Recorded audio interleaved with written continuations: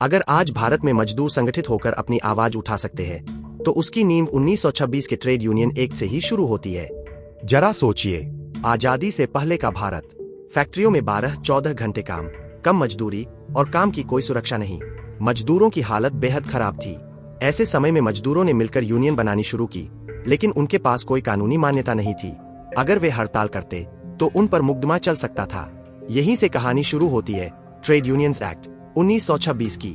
यह कानून क्यों लाया गया? ब्रिटिश सरकार ने देखा कि मजदूर आंदोलन तेजी से बढ़ रहा है।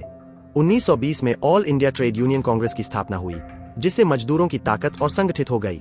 बढ़ते दबाव के कारण 1926 में यह कानून पारित किया गया। इस एक्ट की मुख्य बातें: कम से कम 7 सदस्य मिलकर ट्रेड यूनियन रजिस्टर करा सकते थे।